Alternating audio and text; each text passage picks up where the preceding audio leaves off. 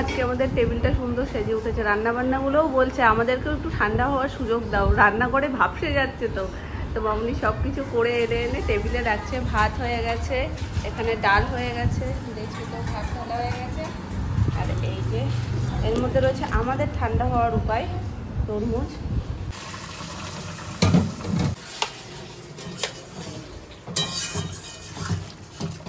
এটা কি করছো মা? আলু কই মাছের ঝোল।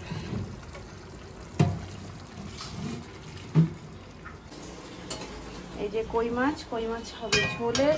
ঝোল তো রেডি হয়ে গেছে। পেঁয়াজ দিয়ে হবে আলু ভাজা, লাউয়ের পাতলা তরকারি। গুড আফটারনুন এভরিওয়ান, কেমন আছি সবাই?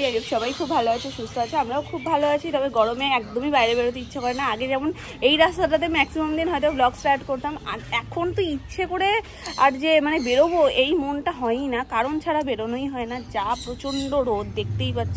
যেদিক থেকে রোদ পড়ে মনে হয় সেদিকটা ঝলসে যায়। বাপি ভেতরে বাপি বাবা শোনাই সব তরমুজ খাচ্ছে, আমি নিয়ে বসেছি। হ্যাঁ এরকম দাঁড় করিয়ে নিয়ে ওপর থেকে নিচে, হ্যাঁ ওপর থেকে নিচে করো। ওদিকে মনে হয় আঁটি বেরিয়ে গেছে।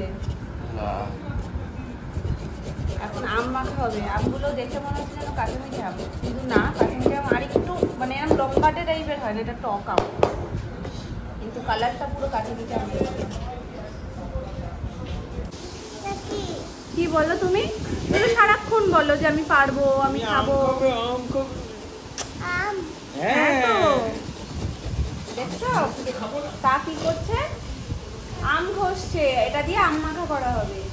তুমি খাবে টকা? এ পাগলি কোথায় যাচ্ছ? রোদ্দুরে? রোদ্দুরে কেউ যায়? দেখো দরজাটা খুলেছি, শুধু মনে হচ্ছে কি লাইট আর দরকার নেই ঘরে। এই গরমে কেউ বেরোয়? বাপি শুধু বলেছে একবার যে নানা যেতে হবে না, বলছে বাপি তুমি কিন্তু আমায় কোথাও নিয়েই যাচ্ছ না। হাওয়া আছে কিন্তু রোদটাও প্রচন্ড। আর একজনে এই রোদের মধ্যে বেরিয়েছে দোকানে যাবে বলে। ভাবো, ভালো করেছে। দোকানের সামনে দেখো পর্দা টানিয়ে দিয়েছে, কারণ এই সাইড থেকে রোদটা একদম ডাইরেক্ট দোকানে ঢুকে যায় সকালের দিকটাতে, যদিও বেলার দিকটাতে সেরকম পড়ে না। তো ওই জন্য ওখানটাতে টানালে না দোকানদারেরও শান্তি, কাস্টমারেরও শান্তি। কি নিয়ে আসছো আবার? এসব নেই তো নেই, ওটা এখন, ওটা যেন এখন কিচ্ছু ভাবেই খোলা না হয়। বাবা তোর হাতে মুরগি? সেটা হ্যাঁ আমার চারটে রয়েছে। ও বাবা কি সাহস ধরে রেখেছিস।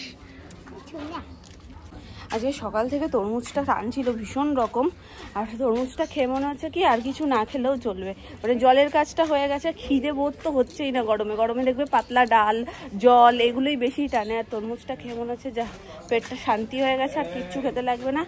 একদম আলো ঠালো নিভিয়ে ঘরে চুপচাপ শুয়ে থাকি।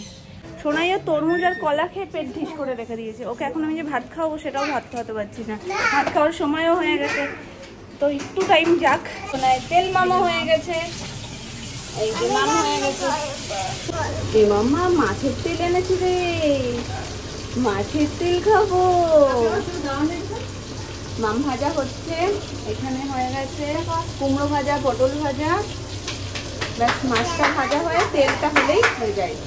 তেল মামিটা হচ্ছে কাকে দুটো জলের বোতল দিয়ে রাস্তায় পাঠিয়ে দে, জলের সাথে কাজে লাগুক। বলো গরমে, গরমে সব করে না, তুমি জানো না? বলো তোমাকে জঙ্গলে দিয়ে দেবো। উড়ে বাবারি চোটে ফাটে তো।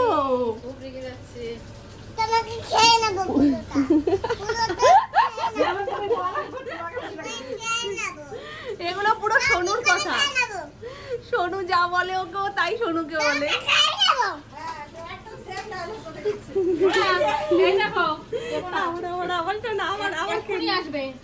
বলবি কি মাম্মা আমাকে তেল মাম দিবি? ও মা ওকে সোনুকে খেয়ে নিচ্ছে, দেখো কিরম করে।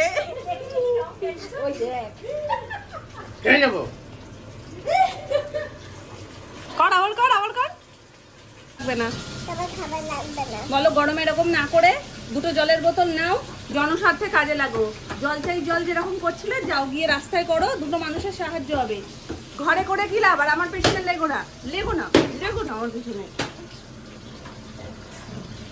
খুব লাগছে দেখো মা, খুব লাগছে, ওকে উত্তেজিত করে দিচ্ছে পুরো।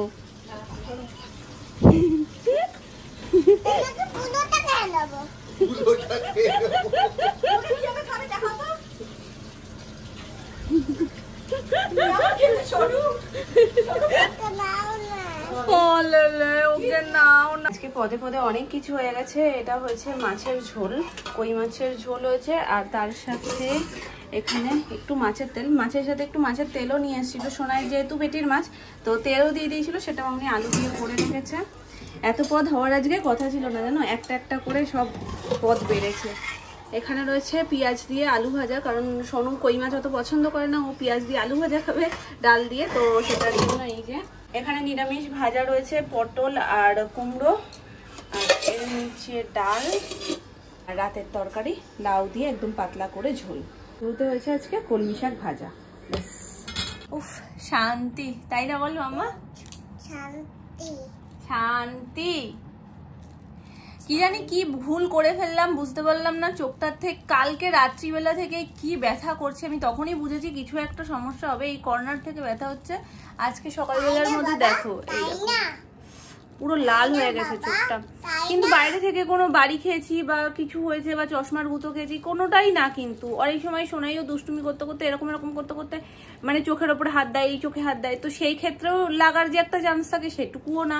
তাহলে আমি বুঝতে পারছি না হঠাৎ করে কেন হচ্ছে। চোখে কি বেশি প্রেশার দিয়ে ফেলছি, বেশি কাজের মধ্যে ঢুকে গেছি, যার কারণে এরকম হয়েছে। তো ব্যথা করছে চোখটা, মানে খুব বেশিক্ষণ কোনো কিছুর উপরে তাকিয়ে থাকলে যেন বেশি ব্যথা করছে। হ্যাঁ তাই না মাম্মা? হ্যাঁ। তুমি কি করছো? কোথায় গুছিয়ে দিচ্ছ? তুমি তো সোলার বল কতগুলো বের করেছো, সব কটা তুলেছো? এটা কি কালার বলো? নীল কালার। তাহলে কিন্তু আমি তোমার ভজুজুর কাছে দিয়ে দেবো, ঠিক করে বলো এটা কি কালার? Orange colour. দেখেছো? কালার। এটা কি কালার বলো? এইটা পিঙ্ক কালার। এটা পিঙ্ক কালার। তারপরে তুমি তো দুটো গুড পেয়ে গেছো, এটা বললে 3 নম্বর গুড পাবে।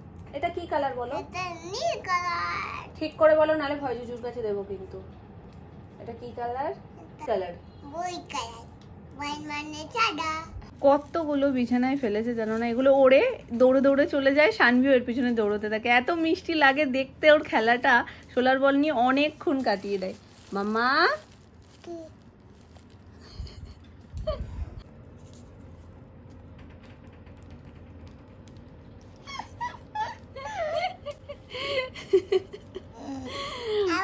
কাকু হ্যাপি হোলি।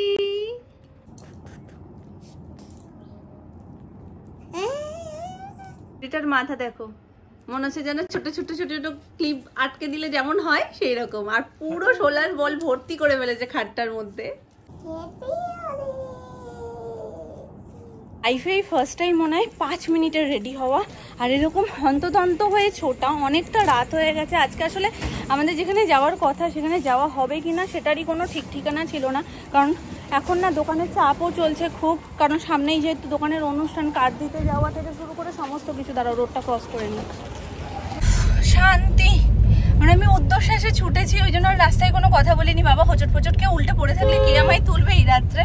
অনেকটা রাত হয়ে গেছে, আমি শুরুতেই বললাম। আসলে কালকেই সুমন আমাকে বলছিল যে আমাদের একটা ফ্রেন্ডের আর কি আজকে গৃহপ্রবেশ, তো সেই জন্যই নতুন ফ্ল্যাট কিনেছে, তো গৃহপ্রবেশের অনুষ্ঠান আজকে যাওয়া হবে। এবার সেই অবধিই কথা হয়েছে, তারপর আর কোনো কথা হয়নি। আর আজকে ব্যস্ততার মধ্যে সারাদিন এটা নিয়ে কথা হয়নি, আমি রীতিমতো ভুলেই গেছি।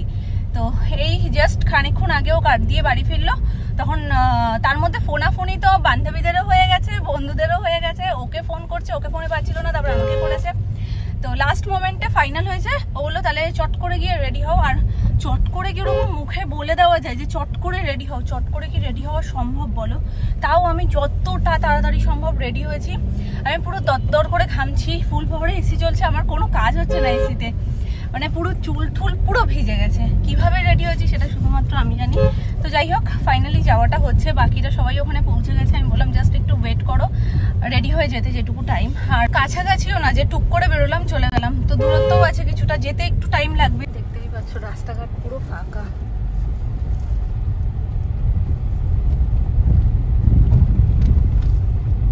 মনে হচ্ছে গভীর জঙ্গলে ঢুকে যাচ্ছি আমরা। এটা কিন্তু ইটখোলার রাস্তা, যারা আশেপাশে থাকো তারা তো অবশ্যই ইটখোলা চেনো, আর যারা থাকো না তাদের পক্ষে বোঝাটা সম্ভব না। কিন্তু এই জায়গাটা এমনিতেই দুপাশে আসলে জঙ্গল হয় না, মনে হয় যেন কোথায় চলে এসেছি।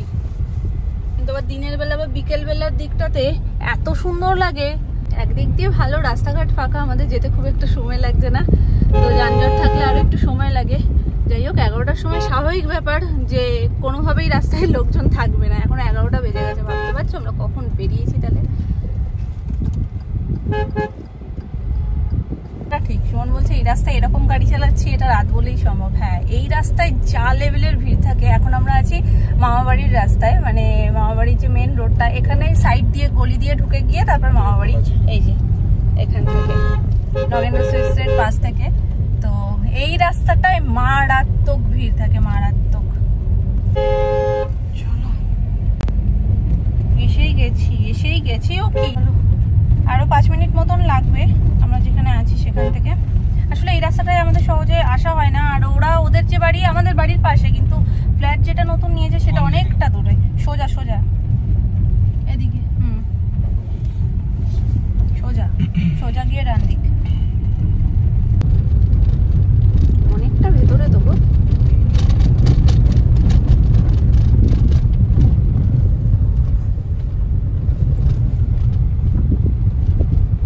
ডান দিক, সামনে গিয়ে দেখো ডান দিকে গলি আছে।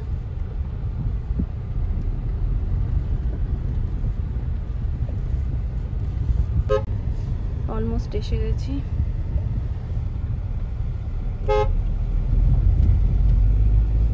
আমরা, চলো আসো। এই তো এই গলিটা।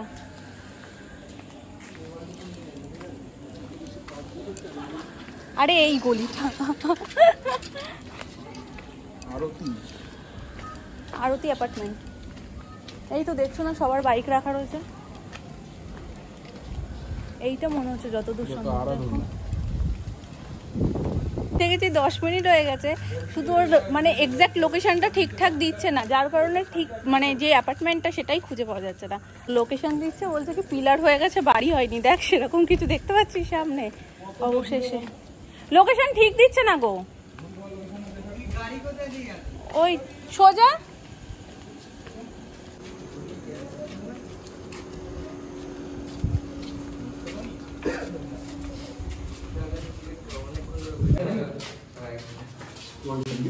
সন্দীপ উপরে তো মা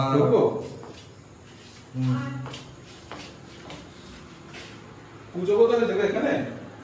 হ্যাঁ, ওই ঘরে পুজো হয়েছে।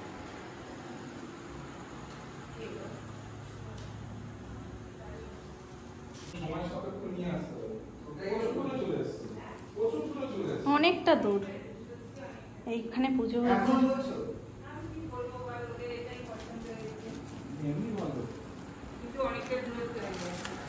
কাকিমা অনেকটা দেরি হয়ে গেল। মুখে আদিত্য আছে না, ওর মা বাড়ি ওই একদম মুখে। আসলে আশাই হবে কিনা ঠিক ছিল না আসলে। যাই উপরে। হ্যাঁ, ছাদে উঠতে উঠতে হাল বেহাল হয়ে গেছে পুরো।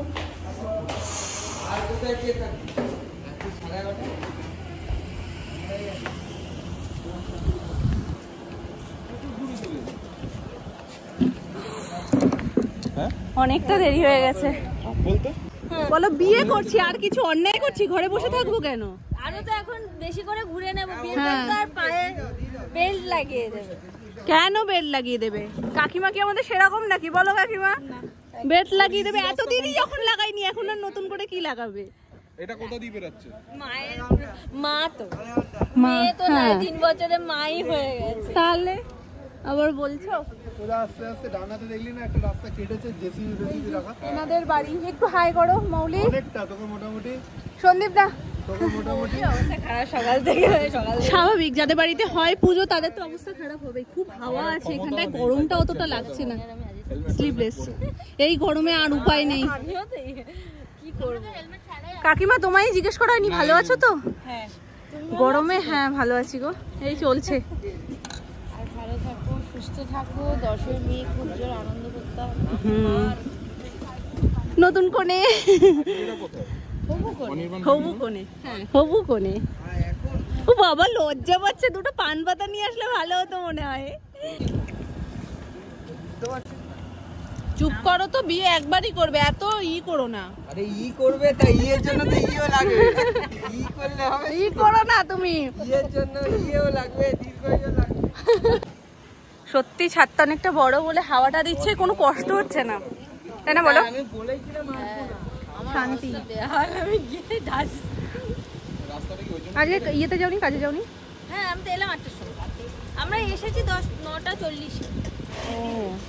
ওই টাইমটাই আসতে পারলেও একটু তাড়াতাড়ি। আমি জানি তো না, চামচটা উড়ে গেছে হাওয়ার তোমাকে চোটে। না, আমি যখন ফোন করেছিলাম ওটাও বলতাম, কিন্তু তুমি বললে তারপরে তাহলে তো ফোন করোনি। কাজে ব্যস্ত হয়ে গেছি। আমি সেটাই বলছি, আমার মনেও ছিল না, কালকে আমাকে একবার বলেছে আসার কথা, আর আজকে সারাদিন এনে কোনো আলোচনা হওয়ার সুযোগই পাইনি, ব্যস্ত ছিল, কার্ড দিচ্ছিল, এইসব করছিল।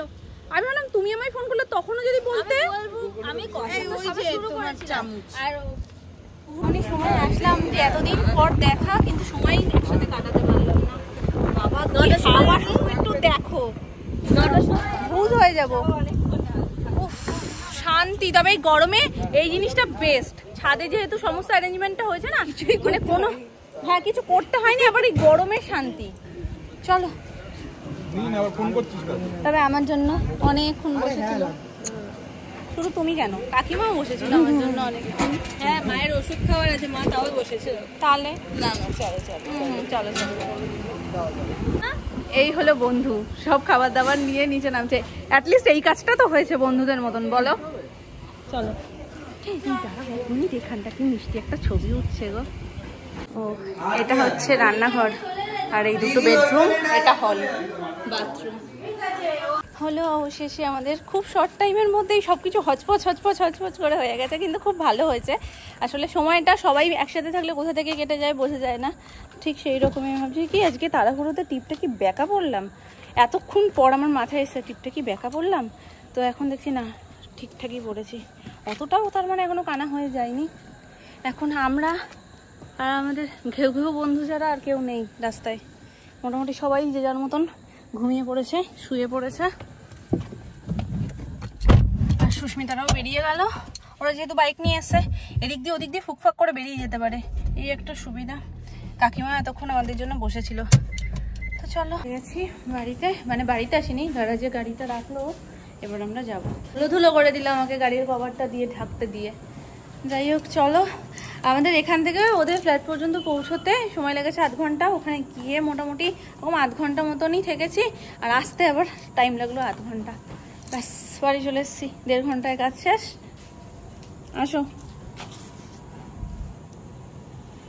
আরও 10 মিনিট আগে আমরা হয়তো পৌঁছতে পারতাম। মাঝখান থেকে একটা লরি এমনভাবে ঢুকিয়ে দিয়েছে রাত্রিবেলা, এই এক লরির সমস্যা। বাকি রাস্তাঘাটে খুব একটা কিছু থাকে না, যেহেতু একদম ফাঁকা ফাঁকা তাড়াতাড়ি হয়ে যায়, কিন্তু লরির সমস্যার জন্য খুব, মানে একটা যদি ঢুকে যায় আর সরু যদি রাস্তা হয় তাহলে হয়ে গেছে গল্প।